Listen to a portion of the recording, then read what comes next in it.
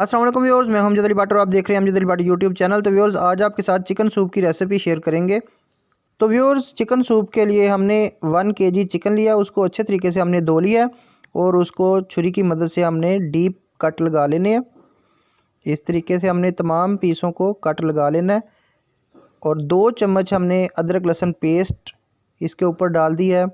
2 चम्मच हम इसके ऊपर सफ़ेद सिरका डालेंगे और हम इसमें डालेंगे आयोडीन नमक आधा खाने वाला चम्मच और इसको अच्छे तरीके से मल देंगे।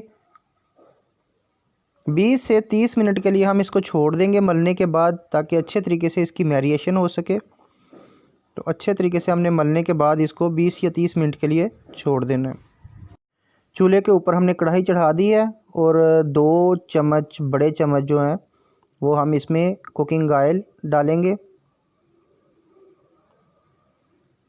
जब कुकिंग ऑयल हल्का गर्म हो जाए तो इसमें हमने चिकन जो है वो डाल देना है। दोबारा चिकन को धोने की ज़रूरत नहीं है, क्योंकि हमने अच्छी तरह से धोने के बाद इसको अदरक लहसुन का पेस्ट, सिरका और नमक लगाया था। अदरक लहसुन का पेस्ट, सिरका तमाम जो है वो इसके साथ ही अब फ्राई होगा। व्यूअर्स, ये स्टेप जो है वो बहुत ही अहम है। इसमें हमने चिकन को अच्छे तरीके से फ्राई करना है, ताकि एक तो चिकन जो है वो फ्राई हो जाएगा और दूसरे नंबर पे जो इसके अंदर अदरक लहसुन का पेस्ट है वो भी अच्छे तरीके से अपना टेस्ट और फ्लेवर जो है, ये कच्चापन जो है वो ख़त्म कर देगा और अच्छे तरीके से फ्राई हो जाएगा।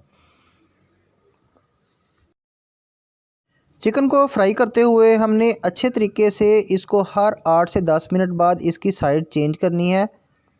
चिकन को इतना फ्राई करना है कि आपको तसल्ली हो जाए कि इसका अब कोई भी हिस्सा कच्चा नहीं रहा और ये हर अतराफ़ से अच्छे तरीके से फ्राई हो गया है। हमें चिकन को फ्राई करते हुए तकरीबन 25 मिनट हो गए हैं। तो 30 मिनट तक हम इसको फ्राई करेंगे। 2-4 मिनट 5 मिनट हम एक्स्ट्रा लगाएंगे ताकि अच्छे तरीके से ये फ्राई हो जाए। तो व्यूअर्स, हमारा चिकन फ्राई हो चुका है। अब हम इसमें पानी ऐड करेंगे। पानी हमने इतना ऐड करना है कि चिकन मुकम्मल जो है वो उसके अंदर डिप हो जाए। पानी डालने के बाद हमने इसको कढ़ाई को ढाँप दिया है। 30 मिनट से 35 मिनट तक हम इसको रहने देंगे। 35 मिनट बाद हमने जब इसका ढक्कन उठाया तो आप देखिए कि हमारा चिकन जो है वो बिल्कुल अच्छे तरीके से गल चुका है। चिकन के तमाम पीसों को एक एक करके हम बाहर निकाल लेंगे और किसी खुले बर्तन में डालेंगे। यखनी की बहुत प्यारी खुशबू आ रही है। चिकन को बॉयल करने के बाद हमने खुले बर्तन में डाल लिया है और छुरी की मदद से, क्योंकि गोश्त गर्म है, तो हम छुरी की मदद से इसकी बोन्स जो हैं वो इसमें से निकाल लेंगे। अच्छे तरीके से हमने बोन्स ढूंढ ढूंढ के इसमें से निकालनी है, क्योंकि वो हमारे लिए अब किसी काम की नहीं है। हमारी यखनी जो है वो अच्छे तरीके से तैयार हो चुकी है और अब हमने ये गोश्त के रेशे करने हैं। लंबे लंबे रेशों की तरह हमने इसको बना के तो यखनी के अंदर ऐड करना है।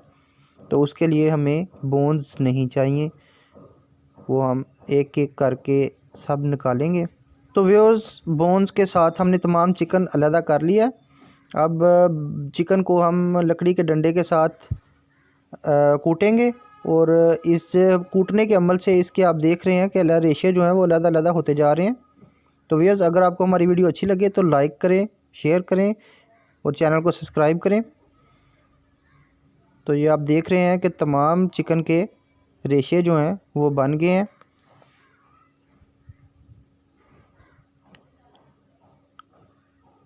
अभी हम अच्छे तरीके से इसको मज़ीद करेंगे तो ये मुकम्मल रेशे जो हैं वो अलग हो चुके हैं।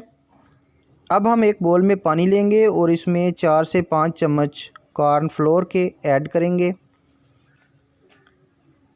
अगर आप घरेलू तौर पे कर रहे हैं तो आपने कॉर्नफ्लोर जो है वो नॉर्मल इस्तेमाल करना है। अगर कमर्शियल कर रहे हैं तो आप इसको ज़्यादा भी कर सकते हैं। तो अब हम यखनी के अंदर कॉर्नफ्लोर को आहिस्ता आहिस्ता डालते जाएंगे और हिलाते जाएंगे। अगर आप कमर्शियल तौर पे कर रहे हैं तो यखनी में पानी ज़्यादा डालिएगा और कॉर्नफ्लोर ज़्यादा डाल के तो फिर इस्तेमाल करेंगे।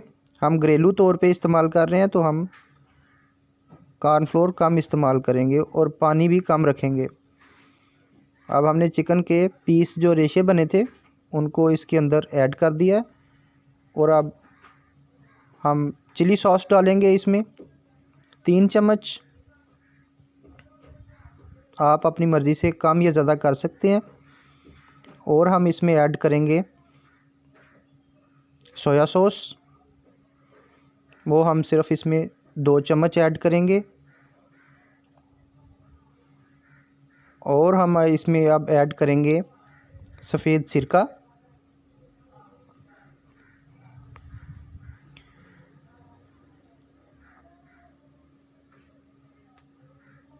सफ़ेद सिरका हम पहले लगाया हुआ है हमने, इसलिए हम इसमें बहुत कम इस्तेमाल करेंगे, तकरीबन 1 चम्मच के राउंड अबाउट।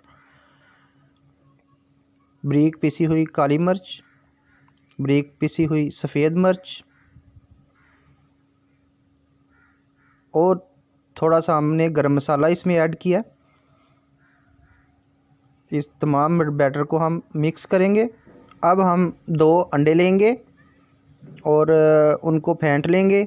अगर आप कमर्शियल कर रहे हैं तो सिर्फ जर्दी निकाल के सफ़ेदी इस्तेमाल करेंगे, लेकिन घरेलू इस्तेमाल में आप मुकम्मल अंडा इस्तेमाल कर सकते हैं।